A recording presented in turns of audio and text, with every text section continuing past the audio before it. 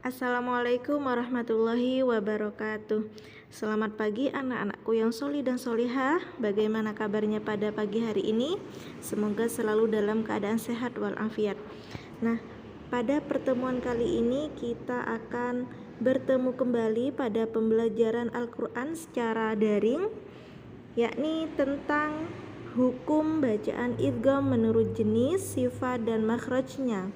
Namun pada pertemuan kali ini kita akan membahas pembagian idgham menurut jenis, sifat, dan makhrajnya, yakni pada pembagian yang kedua tentang bacaan idgham mutaqaribain. Sebelumnya kita sudah membahas tentang idgham mutamatsilan dan sekarang kita akan membahas tentang idgham mutaqaribain. Nah, sebelum pembelajaran kita mulai, marilah kita berdoa terlebih dahulu. Isti'dadan ad-du'a'u qabla ta'allum. Bismillahirrahmanirrahim. Raditu billahi rabba wa bil islami dina wa bi muhammadin nabiyya wa rasula. Rabbi zidni ilma warzuqni fahma. Rabbi shrah li sadri wa yassir li amri wahlul 'uqdatam min lisani yafqahu qawli. Amin ya rabbal alamin. Alhamdulillah anak-anakku yang sholih dan sholihah, pada pagi hari ini kita akan membahas tentang idgham mutaqaribain. Mohon disimak dan perhatikan apa-apa yang akan dijelaskan oleh Pak Imam. Baik anak-anakku sekalian, kelas 4A, 4B, dan 4C, Pak Guru akan melanjutkan materi sebelumnya, yakni bacaan idgham menurut makhraj, jenis, dan sifatnya. Yang sebelumnya sudah dijelaskan di bagian yang pertama, yaitu idgham mutamatsilain. Dan untuk pada pagi hari ini Pak Guru jelaskan bagian yang kedua, yaitu idgham mutaqaribain. Pengertian idgham mutaqaribain anak-anak sekalian, menurut perabahasa, yaitu idgham artinya memasukkan, sedangkan mutaqaribain artinya dua huruf yang berdekatan. Maksudnya di sini yaitu makhrajnya yang berdekatan pada waktu melafadzkan huruf tersebut. Jadi idgham mutaqaribain itu adalah pertemuan dua huruf yang berdekatan makhrajnya namun berbeda sifatnya. Huruf pertama yaitu berharokat sukun dan huruf yang kedua dalam keadaan hidup atau berharokat. Jadi itu yang dinamakan atau yang dimaksud idgham mutaqaribain.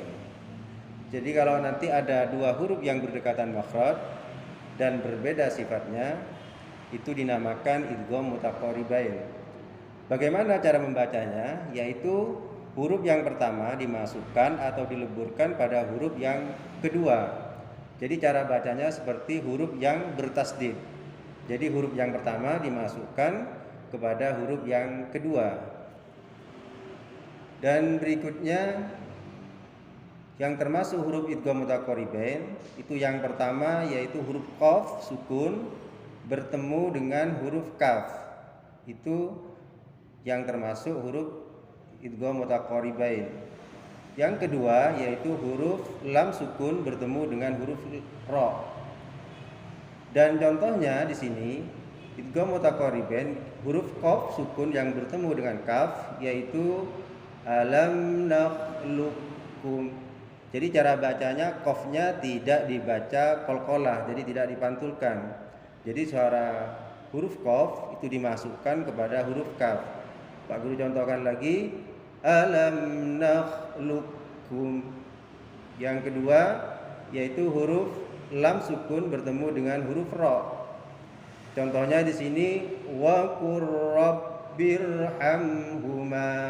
Jadi suara lamnya masuk kepada ra. Jadi tidak dibaca wa qul rabbirhamhuma. Jadi lamnya hilang masuk kepada huruf ra. Pak Guru contohkan lagi yang huruf lam sukun bertemu dengan huruf ra. Wa qur rabbirhamhuma. Itu cara membaca idgham mutaqaribain.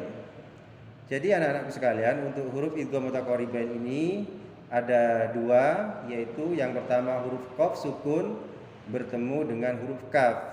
Yang kedua huruf lam sukun bertemu dengan huruf ro.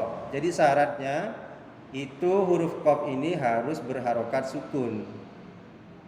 Kalau qaf tidak berharokat sukun, misalnya berhadapan juga atau bertemu dengan huruf kaf, itu tidak termasuk bacaan idgham mutaqaribain. Jadi syaratnya huruf yang pertama harus berharokat sukun.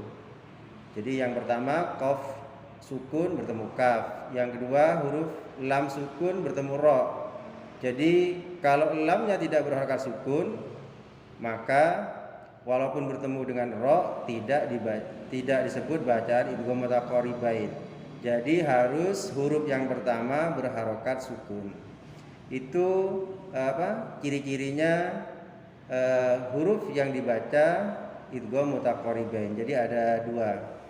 Mungkin itu penjelasan dari Pak Guru tentang bacaan idgham mutaqaribain ini. Mudah-mudahan apa yang Pak Guru sajikan sama Bu Maulida menjadi bermanfaat dan anak-anak menjadi paham.